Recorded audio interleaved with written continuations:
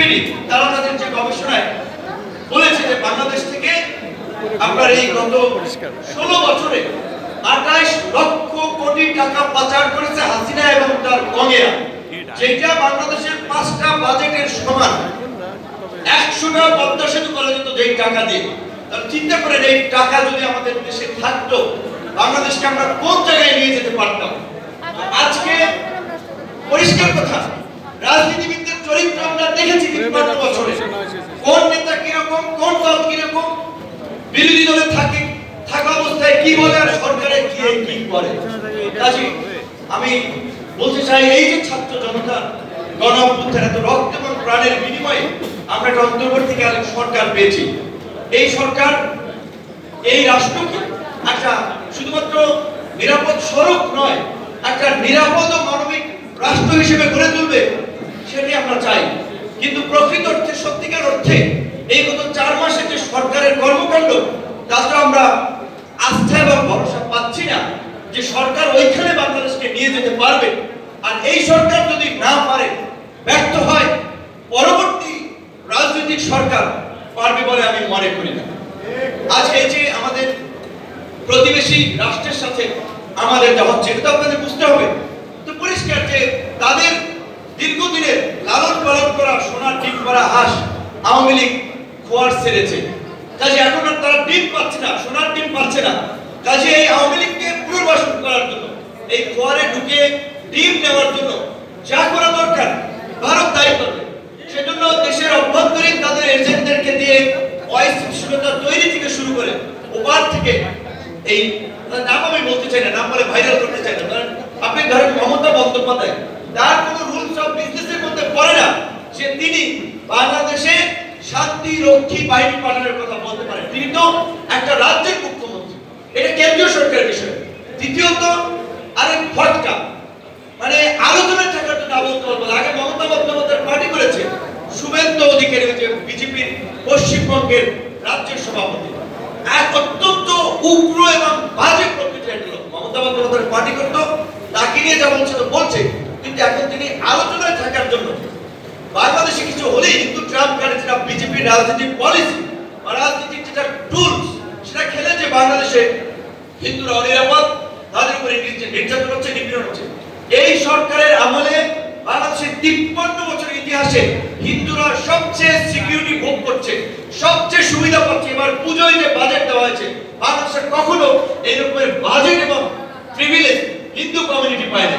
বিএনপির লোকেদেরকে একটা জিনিস ধন্যবাদ জানাবো, এই ক্ষেত্রে সাদাবাজি দমন করতে না পারলে বা সেটা আলাদা বিষয়, কিন্তু এই হিন্দুদের পূজায় বিএনপির ভারপ্রাপ্ত চেয়ারম্যান তারেক রহমানের নির্দেশনা ছিল, সেটা বিএনপির ছাত্র দল, যুব দল, মূল দল এই মণ্ডপে মণ্ডপে টিম করে তারা কাজ করেছে পুলিশের সাথে, আমাদের লোকেরাও করেছে। কিন্তু অবশ্যই বিএনপি এখানে একটা বড় ভূমিকা পালন করেছে, তাদেরকে ধন্যবাদ দিতে হয়।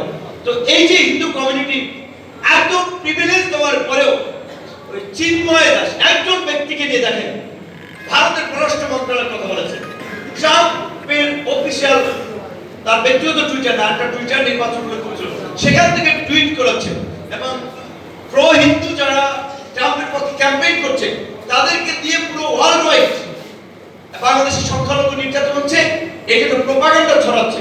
বিপরীত দিকে আমাদের দেশের গণমাধ্যম, সিভিল সোসাইটি, রাজনীতিবিদ, আমরা কি কালেক্টিভলি তাদের এই প্রোপাগান্ডার বিরুদ্ধে জবাব দিতে পারছি?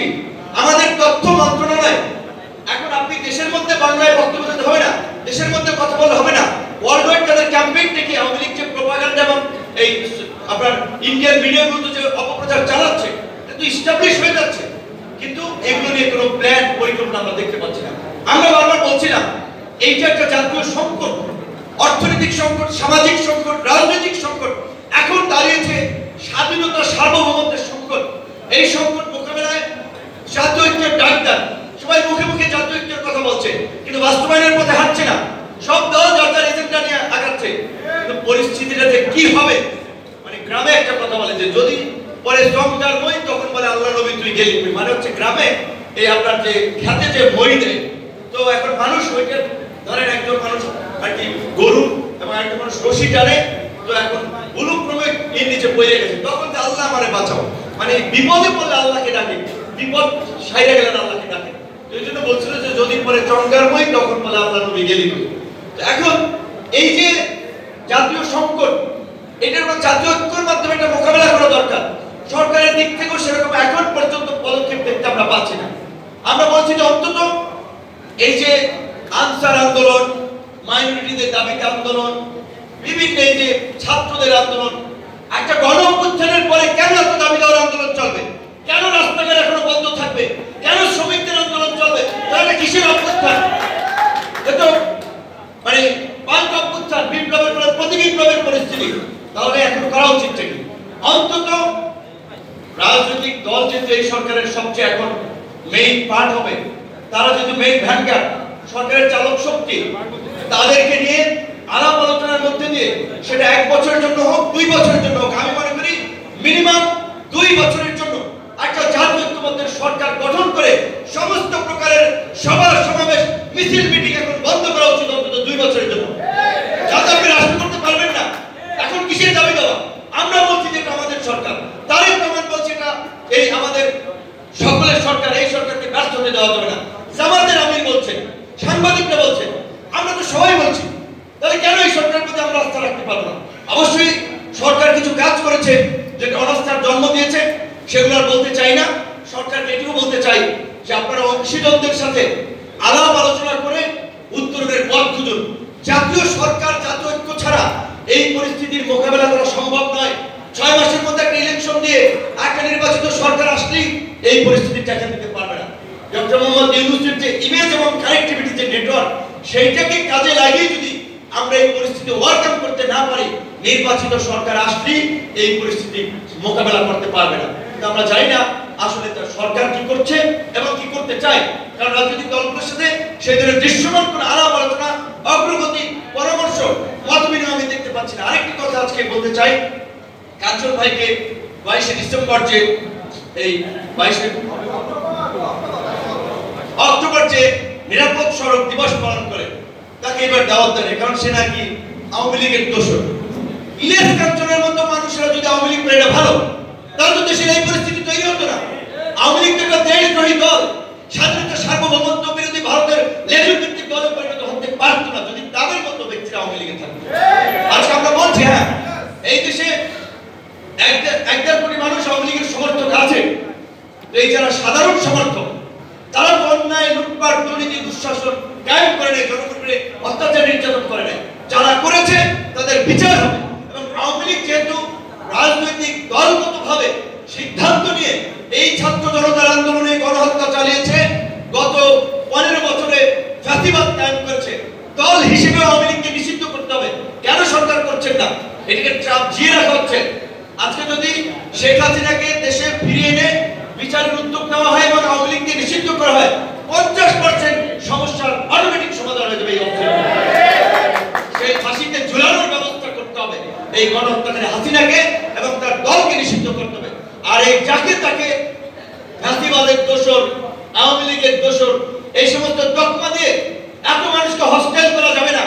মনে রাখতে হবে, আজকে প্রশাসনের যদি ভালোভাবে ওসি, ইউনো, ডিসি, এসপি সবাইকে যদি আপনি আপনার ফ্যাসিবাদের দোষর বানিয়ে দেন, আপনি দেশ চালাবেন কাদেরকে দিয়ে?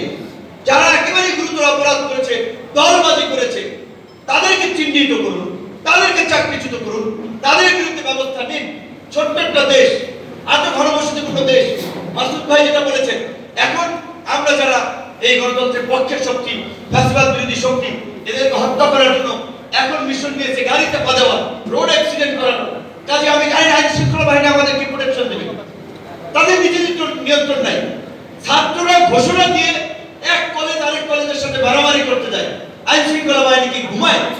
বলছে যে আমরা অ্যাকশনে যাই নাই, হতাহতের সংখ্যা বাড়াতে পারবে। তাহলে অ্যাকশনে না গিয়ে আপনি কি হতাহতের সংখ্যা কমাতে পেরেছেন? এই পরিস্থিতি কেন তৈরি হলো? আপনারা কেন নিয়ন্ত্রণ করতে পারছেন না? এটা কি আপনার ওষুধ আবিষ্কারের মতো আপনি গিনিপিগের মতো প্রয়োগ করে দেখবেন যে এটা কাজ করতেছে কি করতেছে না? রাষ্ট্র পরিচালনা তো এই ছেলে খেলা না, রাষ্ট্র পরিচালনা এক্সপেরিমেন্ট না। রাষ্ট্র একটা রাজনৈতিক প্রতিষ্ঠান, রাষ্ট্র পরিচালনায় রাজনীতিবিদদের দরকার। শুধুমাত্র সুশীল ব্যক্তিদেরকে উপদেষ্টা পরিষদ গঠন করে এই পরিস্থিতিতে দেশকে সামাল দিতে পারবেন না। ইউনূস স্যার সহ সরকারের দায়িত্বশীল ব্যক্তিদেরকে অনুরোধ করব, অনতিবিলম্বে সমস্ত ক্রিয়াশীল রাজনৈতিক দলকে নিয়ে জাতীয় রাজনৈতিক কাউন্সিল সব দলের কাছ থেকে প্রতিনিধি নিয়ে এই আপনার 21 সদস্য বিশিষ্ট উপদেষ্টা প্রেসিডেন্টের 50 সদস্য বিশিষ্ট করুন, সমস্যা কি? সমস্যা নেই, কিন্তু দেশকে বাঁচান, দেশকে আরেকটা সংকটের দিকে ফেলে দেন না। আপনারা যে দিকে যাচ্ছেন, যেভাবে যাচ্ছেন, তাতে দেশে আরেকটা বিপর্যয় তৈরি হবে। এই বিপর্যয় তৈরি হলে আমরা সামাল দিতে পারবো না।